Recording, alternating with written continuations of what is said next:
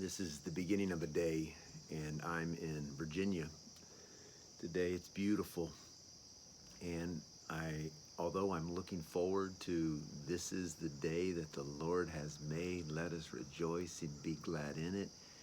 I'm doing a lot of reflecting as I sit out on this porch, and one of the things I've been reflecting on is I remember one day when I was fishing and I got a call from my mother-in-law, and I had to come and help her. And the task that I had to do was help her change my father-in-law's diaper. I'll never forget that day.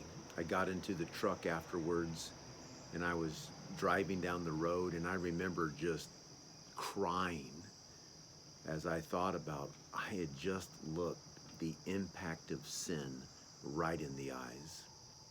I remember also with my father hearing the news that he was terminally ill and was on his way to death, and just watching the effects of cancer on his body slowly just deteriorating who he is, and in a much slower process realizing that I was looking the impact of sin right in the eyes.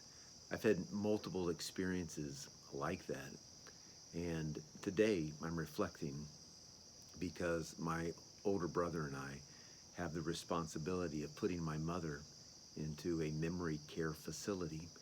She's been suffering with Alzheimer's for a couple of years now, and the difficulty of this particular experience is every time we tell her what's going on, once again we have to experience all of her range of emotions because it's new information to her. So today's going to be a tough day, and as I think about that, I know that so many people in this world are up against the difficulty of disease or the deterioration of the body.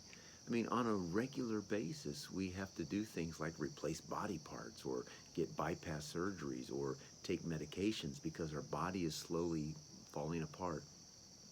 1 Corinthians 15 is such a powerful passage in light of this, where the Apostle Paul is writing to the church at Corinth and celebrating the fact that Christ, as he was raised from the dead, is the first fruits. And Paul says things like, this mortal body must put on immortality. This perishing body must put on an imperishing body. And he says, when this happens, then it is completed. Oh, death, where is your victory? Oh, death, where is your sting? The sting of death is sin. That's ultimately what we're up against when we battle through all of these difficulties. And so today, as I think about this day, I want to hold on to the promise of the way Paul ends that whole section where he says, but thanks be to God who gives us victory through our Lord Jesus Christ. What is it that you might be going through today, physically, even emotionally?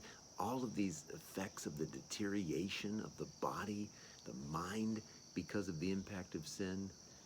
I want you to know that this is all heading in a direction where God is going to right all of this wrong. So thanks be to the Lord who gives us victory through our Lord Jesus Christ. And then one more verse that Paul attaches onto that. He says, therefore, be steadfast, immovable, always abounding in the work of the Lord. And that's my prayer for you today. May the Lord give you that steadfastness. May you be immovable. May you always be abounding in the work of the Lord, even as we face the devastating effects of sin and the impact it has on our bodies and on our lives. May the Lord bless you today.